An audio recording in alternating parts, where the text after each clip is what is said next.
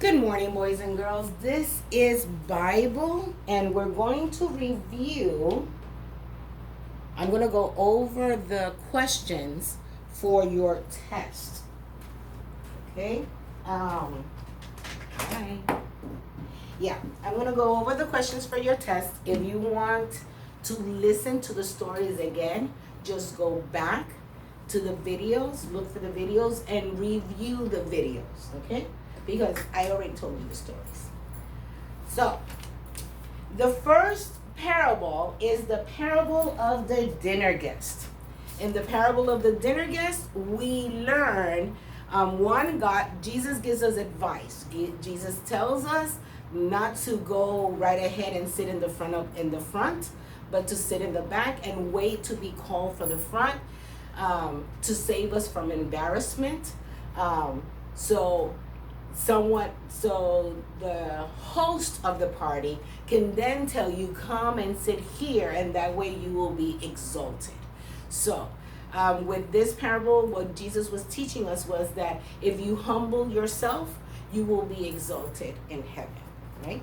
Another parable that we learned about the dinner guest was that we learned of the parable where the host has this big dinner.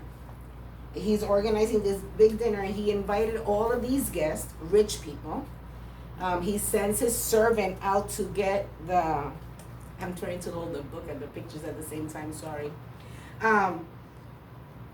He sends his servant to go pick up or to go tell the rich people to come to the party. The rich people have excuses to attending the party. He goes back to his master. His master says, go back and look in the highways and the byways and just bring everybody you can, all of the poor people, and just bring them all to enjoy. Then he goes out and he comes back. There's still more room. He sends him out again and he brings him back. What does this parable tell us?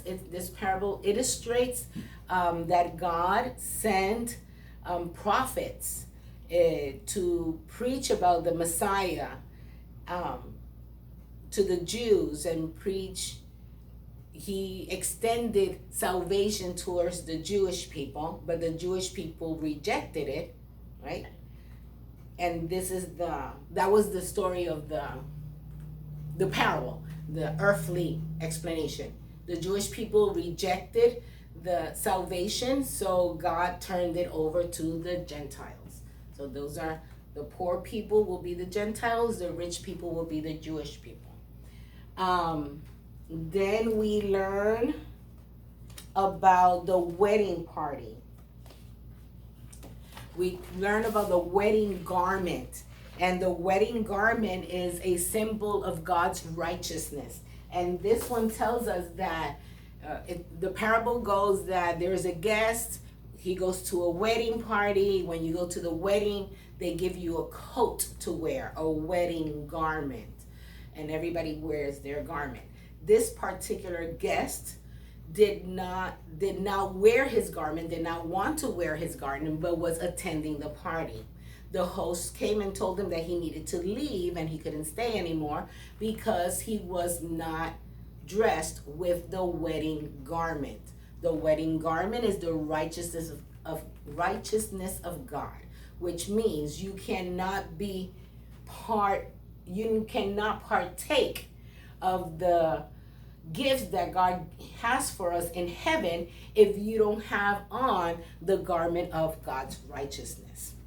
Right? Then we moved on to the story about the two sons. And in this story, we learn of a father that tells one son to do something and he tells him no. And of the other son, he tells him to do something and the son says, yes, I'm going to do it, but eventually doesn't do it. The one that tells him, no, I'm not going to do it, and walks away, repents, comes back, and does God's job, the job that the Father told him to do. What is the earthly explanation of this? The earthly explanation of this is about people that are saved, people that are willing to labor for God's kingdom. It is better to say that you're not going to do it and then eventually do it anyway than to say that you are going to do it and not do it. Also, Jesus expressed that this was how the Pharisees behaved. The Pharisees will do everything on the exterior to look like everything was okay. Just like the boy that said, yes, yes, yes, I'm going to do it. That eventually, that was not in your heart. You were just talking. It was just words. There was no actions. On the other hand, the one that said no, he did do what he needed to do, even though initially he said that he wasn't. And that's what we need to do. Even though we find that working for God's kingdom might be difficult at times, it might bring us hardship, or it might come at a time that we're busy doing something else, and maybe we're busy doing one thing and somebody comes and asks a favor of us and we need to go serve that person, right? Sometimes it's difficult. So even though in those difficult situations, he came back and he did God's work, right? So those are the, and then we have the parable of the vineyard, the laborers of the vineyard. And in this parable, we learn that the owner of the vineyard goes out and gathers people to come and work. First, he gathered people at 6 o'clock in the morning. Then he gathered people at 9 o'clock. Then he gathered people at 11. And then he gathered more laborers at the end of the day.